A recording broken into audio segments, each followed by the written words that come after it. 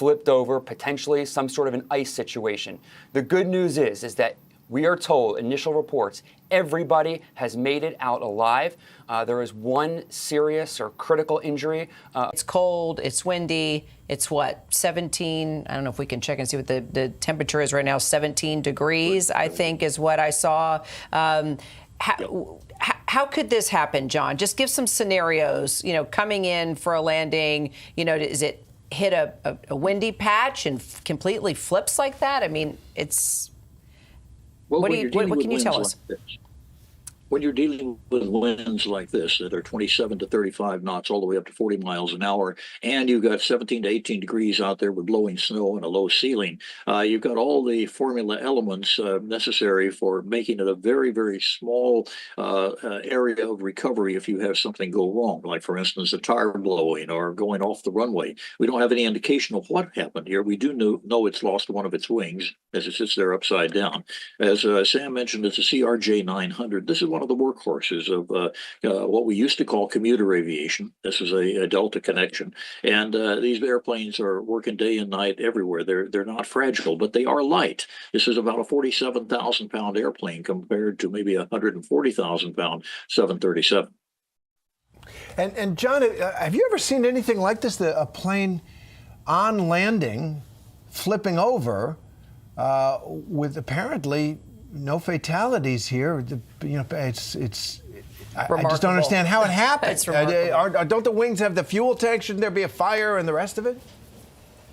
Well, this is at the end of a flight. It was coming in from Minneapolis. It may not have had that much fuel on board. That's one thing. Secondly, our capabilities over the last 20 years in building airplanes that can withstand a tremendous amount of misuse in a landing accident and still have everybody come out alive has accelerated tremendously. And this is a state-of-the-art airplane.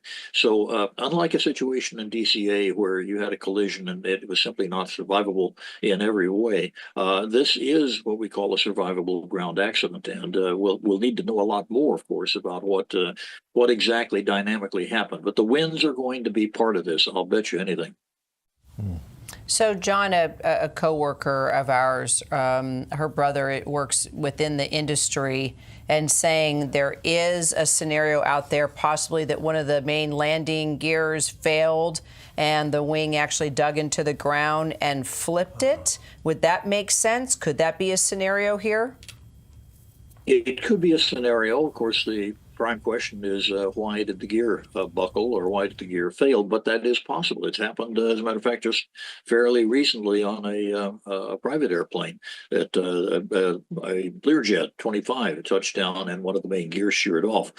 Is not very often the case, and certainly not with an airliner, and certainly not with one that's built as tough as the CRJs are. But is it possible? Yes. And will we have all the information to enable the board, the Canadian board, probably with NTSB's assistance, to come to a final conclusion of what happened in all particulars? Yes, it will. A lot of investigation ahead, and I just want to say, so the liveatc.net, and Sam, I know that this is a service that you're very familiar with. They monitor air traffic control around the country. So they have produced this brief transcript at 12:56. This airplane just crashed on 23. We just had a crash on runway 23 here, and then Tower. Just so you're aware, there's people outside walking around the aircraft there. Pilot, we got them. The aircraft is upside down and burning. I mean, the drama and the blessing that this represents is extraordinary. But Sam, what do you make of what Live ATC is putting out? Terry, this is just one more example of how safe air transportation has become in recent years. These planes are designed to be evacuated using only half the exits in less than 90 seconds. And this appears to have what happened in this situation. Regardless, it is still miraculous when you look at these images to think that every single person on board that airplane was able to make it out relatively safely. We are aware that there are some injuries, but the good news is everyone survived. They followed the procedures of that crew. You see the emergency emergency doors open there, and they were able to make it out safely. And for the pilot, who will be the last one off that plane, for him to get back on the radio and say everybody is out is truly unbelievable. Sam, do we know if everybody is out of the aircraft now, even those that are injured? Are we able to confirm that there's no one inside that aircraft right now? That's what first responders are telling us, that everybody is out of that airplane, but they continue to work that scene there. But Terry, you made a good point. The fuel is in the wings. The tail is off this plane.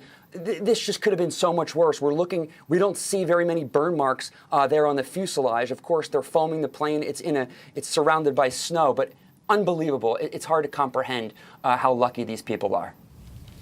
You know, John, I'd like to follow up with you on what Sam was reporting and observing, which is the procedures, right? We all listen to to varying degrees of attention, what the flight attendants tell us. And this shows how critical all that is, and what, I mean, I don't know how I know you've had a long flying career, but I can't imagine what's going through the pilot's mind. And then, as Sam says at the end, to be able to say, we got them all out. It's just an incredible moment. What goes through a pilot's mind, any pilot, is to do the best you can to control the jet when it's all come to a halt. And your number one responsibility and your number one focus is going to be getting everybody safely out of there by whatever means. In this case, they're having an airplane that's upside down. Everybody's hanging from the ceiling, so to speak. And that makes it even more difficult to make sure, first of all, that you get everybody out, and second, that you can confirm that. Also consider this. This airplane had to decelerate from about 150 miles an hour to 0 in order to be survivable during that period of time in order to be able to get everybody safely out. So there's a lot that went on dynamically here that I think eventually, when it's all in terms of the report, we'll find this was a result of a lot of great engineering that's gone on and changes from the days of the 727 and the 707. Yeah, I was just thinking, I mean, the last time we saw, I guess we should say, a remarkable, pretty unbelievable landing was, Sully when he landed on the Hudson, right? And how he was able to land that plane and get everybody out. Just if you could, John, sort of put us in the pilot's mind in a scenario like this. Do you think there could have been any type of warning at all, or could this have been a scenario where it was one of those unexpected, within seconds, oh my gosh, landing gear isn't completely coming down and the plane tips and boom, the next thing you know, you roll over? Kind of, if you could, put us in the mind of a pilot, I guess, for a second in a scenario like this, and just how quickly you have to react.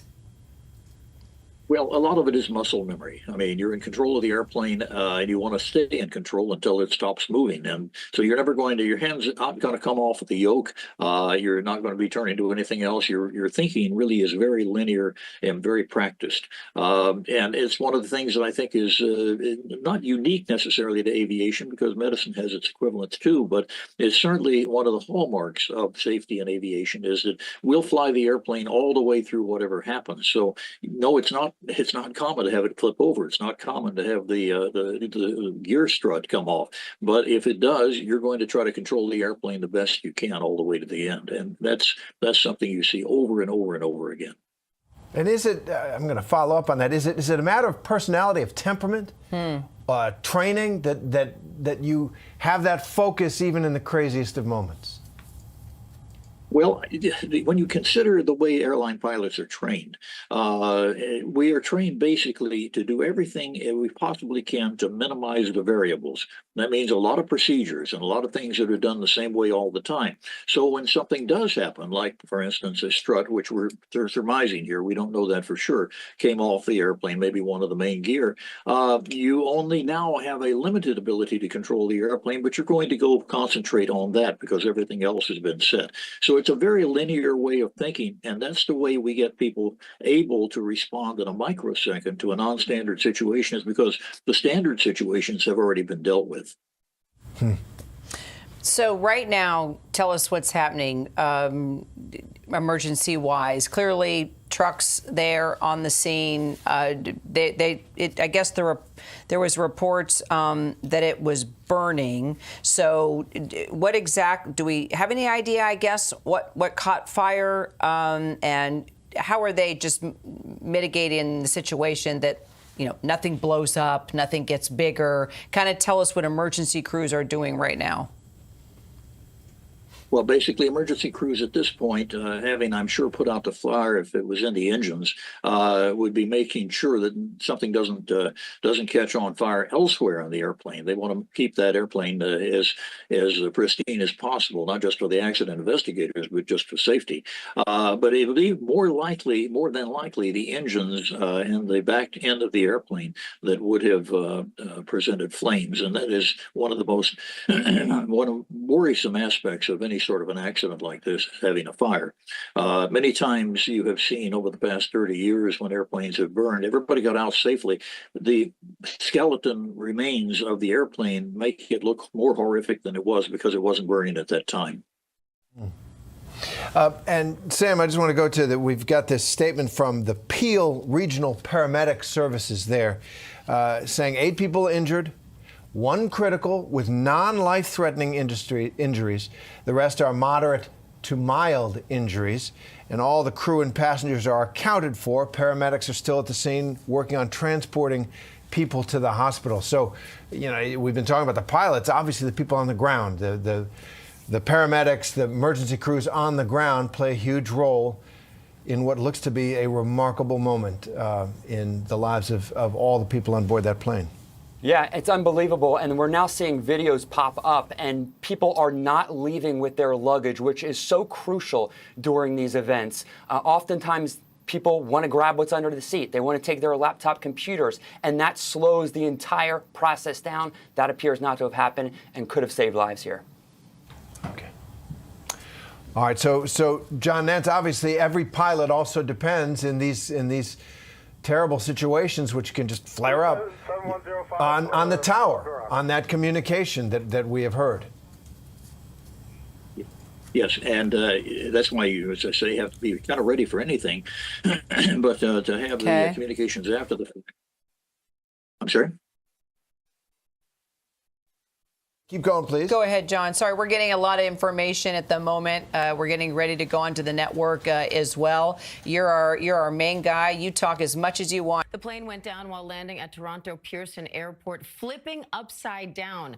Images from the scene show the plane on its back with the landing gear pointing to the sky, smoke rising from the fuselage, and at least 1 wing also appears to be badly damaged or missing.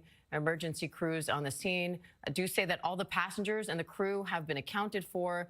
Now, police, of course, are investigating and reporting that there are multiple injuries. I want to get right to ABC's Sam Sweeney, who's monitoring this for us. Sam, what do we know so far? Diane, this was a CRJ 900 aircraft. It was flying from Minneapolis to Toronto when it landed in this poor weather. We don't know why it flipped upside down, but you can see unbelievable image there, but very little fire. And we are now told that everybody on board that airplane made it off safely. We are getting reports of at least 8 people injured, 1 with critical injuries, but not life-threatening.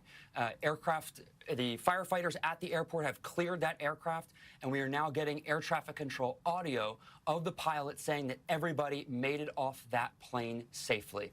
But they are continuing to try to figure out what made this plane flip over in the first place. Sam, any sense of how this happened or how the plane ended up in the condition that it's in? Look, there was a lot of snow in the area. There was winds of more than 40 miles per hour, possible icy conditions on the runway. There have been hundreds of cancellations and delays in and out of Toronto Pearson Airport throughout the day because of these conditions. But it's unclear exactly what caused this situation right here. But when you look at these images, and just earlier, we saw some of these videos, cell phone videos coming into our newsroom of people running off the plane. They did not have their luggage. The plane flipped upside down, coming out of those emergency exits, and some of these passengers saying everybody is getting out of this safely. It's truly unbelievable. All right, SABC's Sam Sweeney. Sam, thank you. So again, looks like everyone will be okay. Some injuries there after this Delta flight crash while landing in Toronto, coming from Minneapolis. We will, of course, will continue to monitor this story for you. We'll have a lot more with David Muir on World News Tonight, and our coverage continues now on ABC News Live. I'm Diane Macedo. Have a great rest of the day. This has been a special report from ABC News. This all sounds reasonable, but I know from experience that what you propose and what you really want are often two different things. And this but it's unclear exactly what caused this situation right here. But when you look at these images, and just earlier we saw some of these videos, cell phone videos coming into our newsroom of people running off the plane. They did not have their luggage. The plane flipped upside down, coming out of those emergency exits, and some of these passengers saying everybody is getting out of this safely. It's truly unbelievable.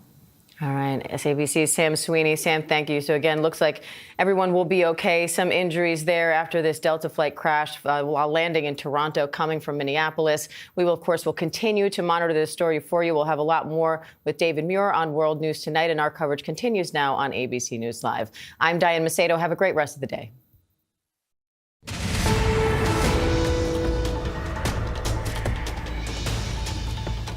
And thanks, Diane. We are going to continue the breaking news coverage here on ABC News Live. The pictures are remarkable, and you're looking at them right now. That is a Delta aircraft completely upside down. It left Minneapolis, landed here at Toronto's International Airport. Still do not know at this time what happened. But here's the other remarkable part of this story. Everybody survived. 8 injuries. Everybody's off the plane. Clearly, investigation is now on. Fire trucks are there, putting out a small fire, apparently, that was burning. But the fact that everybody got out of the aircraft alive, looking at just the plane completely upside down. An inverted plane. It's remarkable. And it was on fire briefly. This plane coming in for a landing, and as our aviation expert and longtime pilot, John Nance, has been saying, at the end of a flight, not as much fuel, but there was a fire at that airfield, and everybody got off okay. One person critically injured, but not life-threatening, and so they're confident that this story has this amazing ending. So let me go back for a moment to Sam Sweeney, our transportation reporter. So, Sam, what happens now? Now the Transportation Safety Board of Canada will work with the National Transportation Safety Board here in the U.S. to figure out what happened here. They will likely work together. The NTSB is a part of this investigation because this is a U.S. airline. And they will work with the Canadian officials to figure it out, recover the black boxes, figure out what the runway conditions were at the time, were there any warnings, interview the pilots, interview the flight attendant, and of course the passengers on board to try to figure out what happened. It's unbelievable that these people were able to make it out, and they will all certainly have a story to tell. Absolutely. I want to bring in Jeffrey Needles. He's come in on ABC a number of times in situations like this, most recently the D.C. crash here in our nation's capital. He's retired Air Force fighter pilot. He's a commercial pilot now. I guess, Jeffrey, I'll take it right to you because we haven't talked prior to this moment. From what you see, what you're learning, what you know, I'm sure the talk right now in the commercial airline industry is running rampant. What do you think of what happened here? Well, first and foremost, Karen and Terry, absolutely grateful that everybody survived the crash. That is absolutely just a phenomenal thing here. When you look at the fact that I believe this airplane was trying to land on runway 23 right, coming into Toronto there, the winds were gusting somewhere between 27 to 35 miles an hour, largely down the runway. The looked like the clouds are somewhere above like 3,000 or 4,000 feet. So the visibility for the landing phase was fine, and by and large the winds were down the runway. But still, we're in a situation with blowing snow. You're always going to have a lack of good friction between the tires and the paved surface. So if there was some sort of gust or it caught a wheel in some way as it was trying to clear a runway, unbelievable seeing an airplane turn over like this. Yeah, it really is. And the winds on the ground gusting up to 40 miles per hour, now couple hundred feet above the ground. Obviously, they'd be more intense. You know, talk about winds of that speed. How dangerous are they to aircraft? Yeah, absolutely. Then there's a phenomena called microbursts, where when you have large shifts in the air mass and in direction and speed, as you're in the final portions of an approach and landing phase, it can actually be incredibly dangerous. A lot of newer airliners, larger airliners that have more advanced weather radars, some of them are equipped to actually detect these shifts in wind change, and the airplane will tell you to go around. Now, I don't know if this particular commuter airliner was equipped in such a way, but as a community, this is a well-known threat, and certainly something that I'm sure the pilots briefed to and they were aware of coming in. But regardless, it can be a very traumatic event when you're involved in it. Jeffrey, one of the things we were talking about early on, and this was coming from a dispatcher who works at another airport, that it's possible that the main landing gear might have failed and the wing dug into the ground and actually caused the aircraft to flip. Does that sound like a possible scenario here? You know, without taking a look at the tapes, like so, we know the weather was bad. It could have been some sort of a landing gear issue. It could have been some issue with the friction of the surface between the tires and the blowing snow. And you're obviously going to see the investigators immediately dig down into this, as I think your one of your prior interviewees highlighted. You know, there's going to be a pecking order of the Canadian investigators are probably going to be the lead on it, but they're obviously going to invite up the FAA to participate as well, since this was an American carrier. But certainly they're going to be looking at all of these issues, whether it was a wind shear event, or it was a landing gear failure, or some other issue of the airplane departing a controlled surface based off of a low friction issue. Question, since you are flying commercially right now, not for Delta, but another airline, and you are a retired Air Force fighter pilot, can you just put us in the mindset of a pilot? Of when something like this is happening, kind of go through, SOP on when you realize something's not going right. And we don't know how quickly this happened and when exactly it started to flip. But yeah, what's going through the mind? What are you doing? What are the communications like? What's your first priority? And then also, once it's kind of quiet and the plane is landed upside down, what does the pilot do? Is he or she the first person to check on everybody? Kind of give us an idea of what it's like in a real life scenario.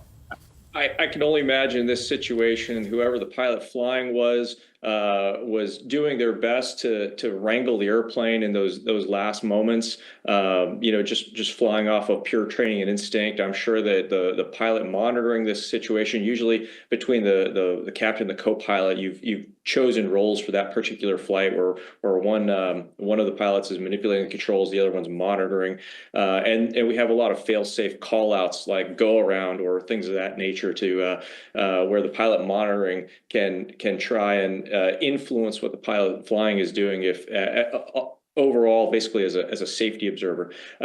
So between the two of them, I'm sure that they're going through all of these things, trying to continue to right this ship, if you will, and fix the situation. I'm sure that there was a moment of shock when the airplane rolled over, and I'm sure that there was a quiet moment there when everything stopped, and they kind of looked at each other and said, "Holy cow, we need to get out of this airplane." And then the shock factor is over, and then you scramble back into action as you start worrying about, well, are all the passengers fine? Are we on fire? Are we not? Are there any other checklists we need to run? Do we need to shut down the motors? Do we need to get the doors open? And what announcements do we need to make to the back end so that way the flight attendants who are going through that same sort of post-shock phase of like, okay, I have to get back into action now, and making certain that as a team everybody's working together to get all the passengers out safely. Well, it certainly works. That's a great description. It certainly sounds as if this team worked well. Certainly a very good result at this point. Let's go back to our reporter, Sam Sweeney. Sam, you've obtained some of that air traffic controller traffic. What are you hearing, and what can you tell us? Yeah, Terry, you can hear the pilots in this audio talk about this, and they go back and forth. And there's also a medevac helicopter in the area. They were on the approach, then they were told to hold off, but then they said, hey, look, we're a medevac helicopter. We can assist with this. I think we have that audio, so let's listen. Flight 1 medevac, I got no traffic here, so just let me know what you'd like to do. We just had a crash on runway 23 here.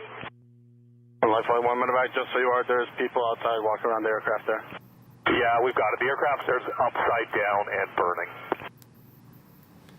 And that is the conversation between the medevac helicopter and the tower. As soon as they heard about this incident, they went over to that area, went overhead, and they see these people out and about. And that is the good news, that all 80 passengers we now know made it out of this aircraft safely. Yeah. Just a remarkable result. And I want to go back to John Nance, our longtime ABC News aviation expert, longtime pilot, as author, all kinds of things. John, let me just ask you about wind and what those pilots were going through, possibly. Obviously, we don't know the facts here. We do know the gusts up to 40 miles an hour at the ground level. Talk about flying in wind like that and coming in for landing. Well, when you're having to do with a crosswind like this, which was probably about a 30-degree crosswind and very gusty, I'm sure, this is not a result of a thunderstorm. There's no thunderstorm activity that I know of that was in the area, and that's what would create the downdrafts that are most dangerous, the microbursts. But what a pilot has to deal with here is aligning the airplane not with the runway, but about 30 degrees off in this case, where they're keeping the airplane going down the runway, but it's pointed a little differently. And with a lot of turbulence, that means a lot of manipulations of the controls, and at the last second you can have a gust that balloons you in the air, or a bit of a fall off of the air velocity. So it's a constant thing. I mean, it's second nature to pilots to do this, but it can get out of hand. And whatever happened here, and by the way, the idea of a strut collapsing is not outlandish. That is a possibility, but whatever happened was simply beyond the capability of the pilots to aerodynamically control the airplane. So, Jeffrey, the fact that 8 injuries, everybody is off the plane now, what does that tell you as a pilot, that more than likely everybody had their seatbelt on? I mean, that's the first thought I was thinking of. And if they wouldn't have, it could have been much more drastic. But I guess, can you even... I don't know. What do you think about that? Do you think more than likely everybody was belted in? Or in a scenario like that, can you even determine what the force might have been like? You know, in a rolling situation like that, there's a potential you could be, still battered around side to side, even if you are strapped in. Regardless, it highlights, ladies and gentlemen, please strap in for takeoff and landing. Those are the most important parts, despite taxi as well.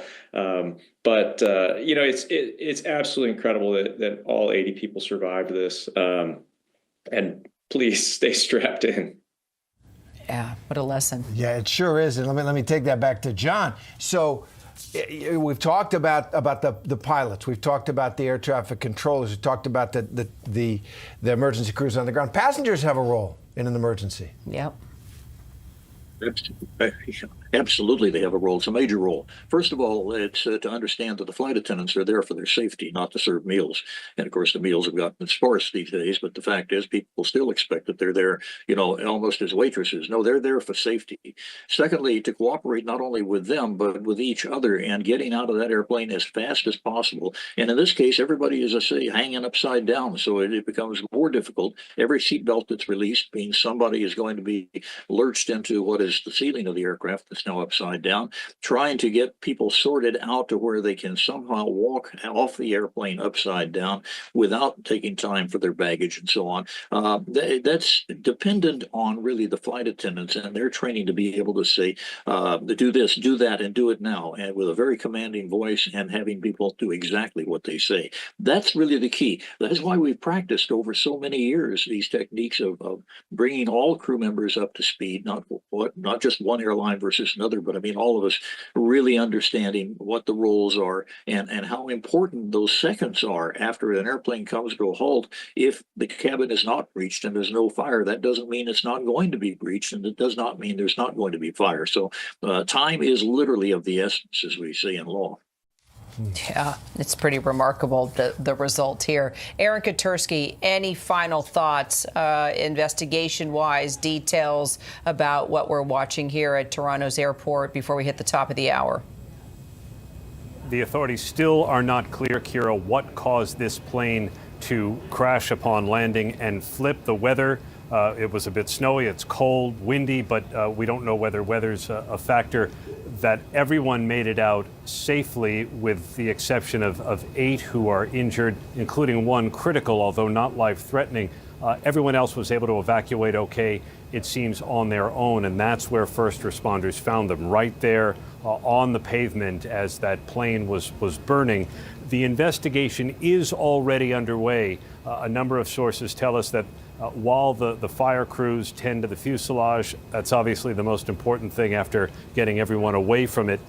They can do what they do for investigative purposes, start to pull records, passenger manifests, and the like, getting a jump start on what's undoubtedly going to be a lengthy investigation. One more investigation to follow. Yes, but a happy ending, a miracle really, up in Toronto. The news never stops, neither does the breaking news. You can find us anywhere you stream, and if you're on the go, we are on the ABC News app, abcnews.com too. I'm Kira Phillips. And I'm Terry Moran. Thank you for streaming with us. There's going to be more news on this story coming up right next.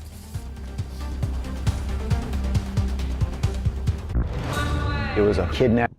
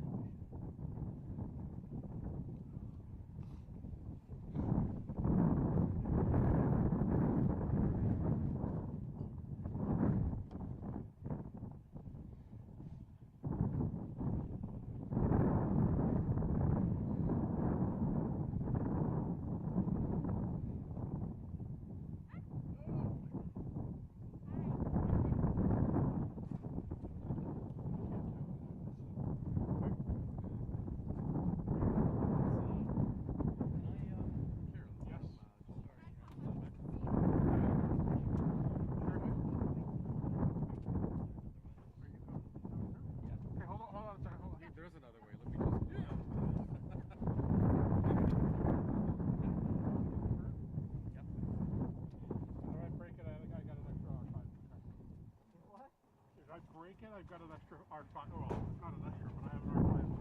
Can't say so much. That's all I care about. I know.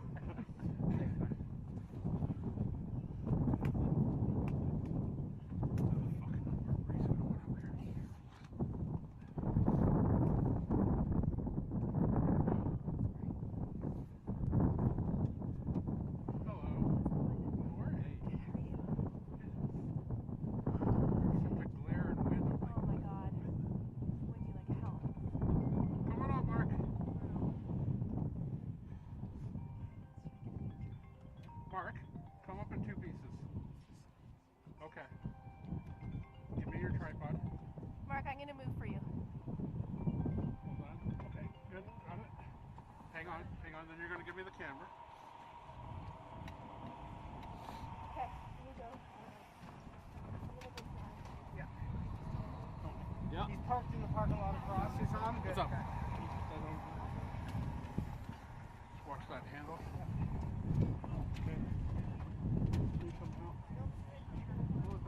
If you want, hold on for like 2 more minutes. I'll be done, and then I'll get out of here. Then you'll have more room. And if you hold on 3 hours,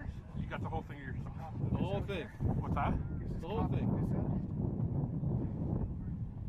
I don't know.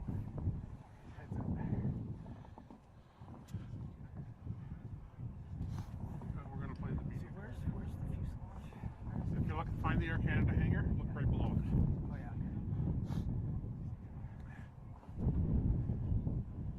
We're good. I think we're good. And then what else? I don't know.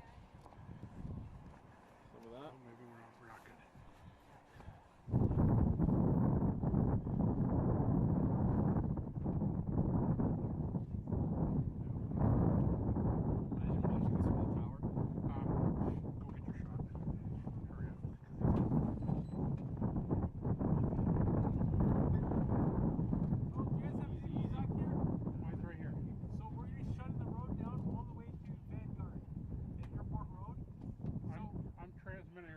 Across the world. I can't move.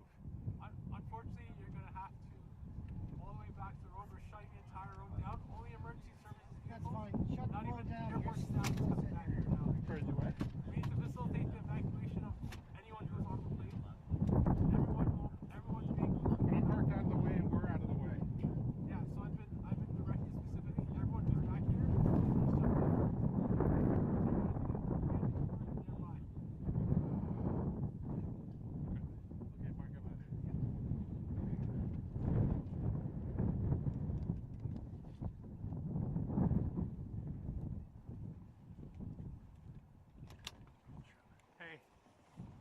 Cops in their wisdom have decided to kick all of us out.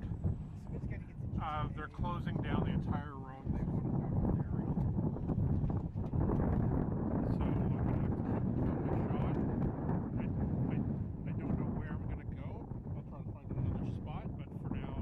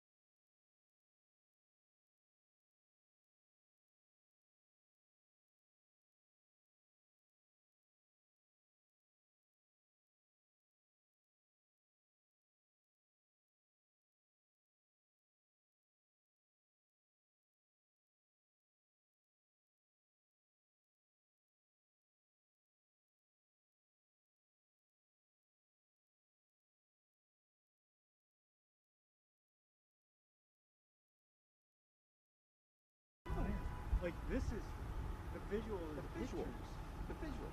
And then tell the story of the statements that were made. But Because like it's just like we're playing a game of poker, right? We're showing our fucking hand. It's like this is what we're that's right. this is what we're doing. And they might, like I mean, back in the day, I remember when the media would show up, you go, "No, they got scanners." It's like, okay, but it's not in your face. But if you play it, now it's going. Wait a minute, man. Because like right now, like them knowing that we have scanners and everything, and it causing this. Because like this is like causing an effect. Like we're broadcasting and then we're showing like how we heard it. Yeah. It's gonna reinforce the argument. Hey, this is causing.